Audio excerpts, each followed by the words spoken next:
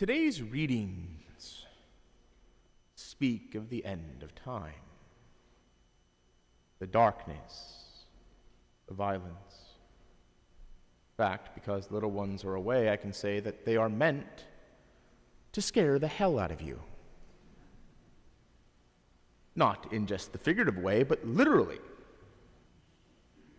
The predictions of the end time, of final judgment, are meant to serve us in a way so that we do not want to be on the bad side.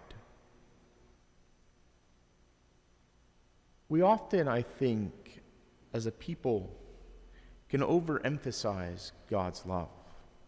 That's not to say that we shouldn't emphasize God's love. But we have to remember a key fact of Christianity. You can make yourself an enemy of God. We hear in our second reading today that the Lord will make his enemies his footstool, as he always does. Remember what happened to Pharaoh when he made himself the enemy of God.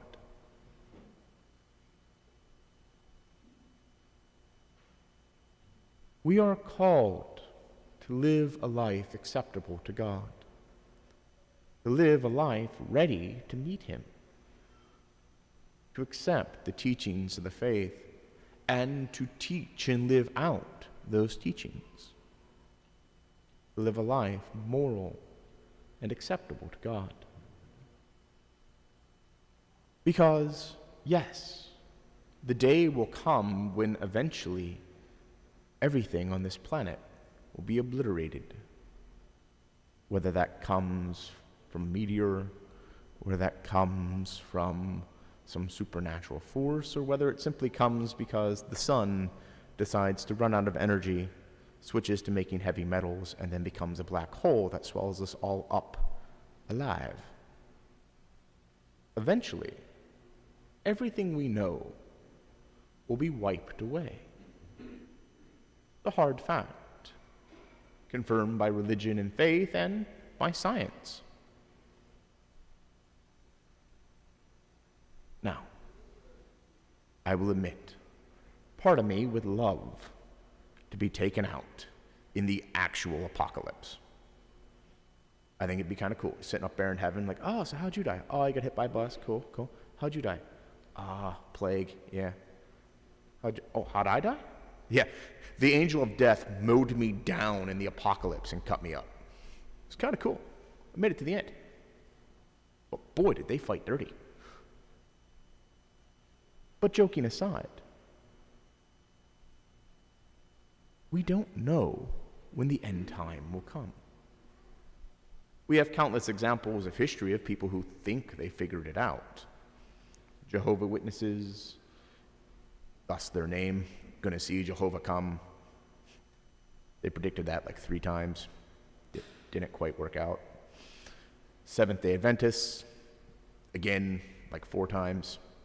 Didn't quite work out. Joe Camping in the 2010s. All the people that thought the Mayan calendar in 2012. Point is, we never know when the actual end time is going to happen. But more importantly, we don't know when our end time is going to happen. Hopefully, God willing, we all live long and happy lives. But nevertheless, anybody who has seen me drive can tell you, you might get hit in the parking lot on your way home.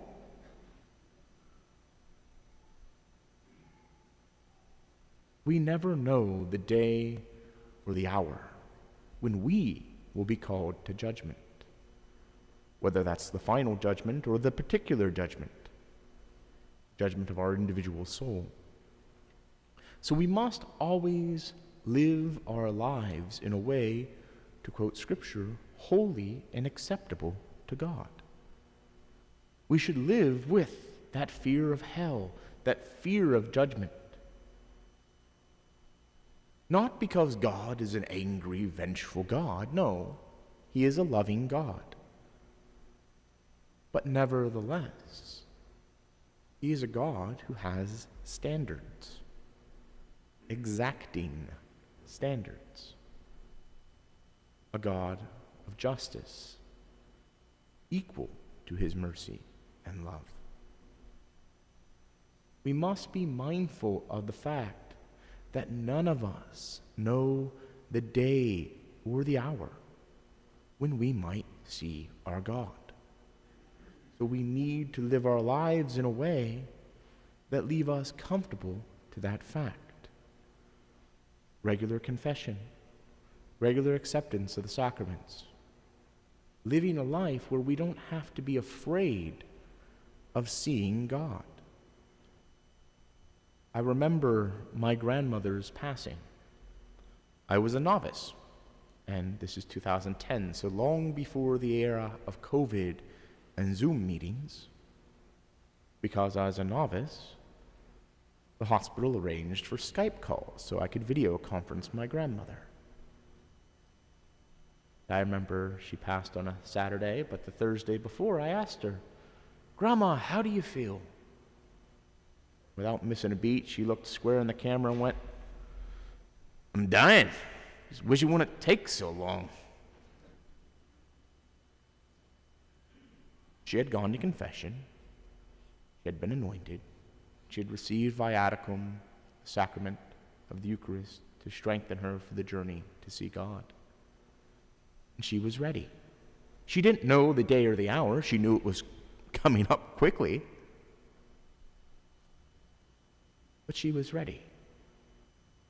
We should all be able to say, like my grandma, "I'm dying, I just wish it wouldn't take so long." Because if we are living a life worthy of the title Christian, we shouldn't be afraid of those last moments. We shouldn't be afraid of that judgment. We should be able to live our life knowing that if we die today in the parking lot, or if we pass away in 80 years in our bed, that the Lord will grab us, the Lord will meet us, and embrace us, saying, "Well done, good and faithful servant. Come, enter the peace of your master." But likewise, we should live our life with the knowledge and the fear that we can be met by the locked gate and be told, "The gate is locked. I do not know you. Depart from me." We never know when the end will come, the end of the world or the end of our lives. So we must always be sure we live our life holy and acceptable to God, lest we find ourselves his enemy and his footstool.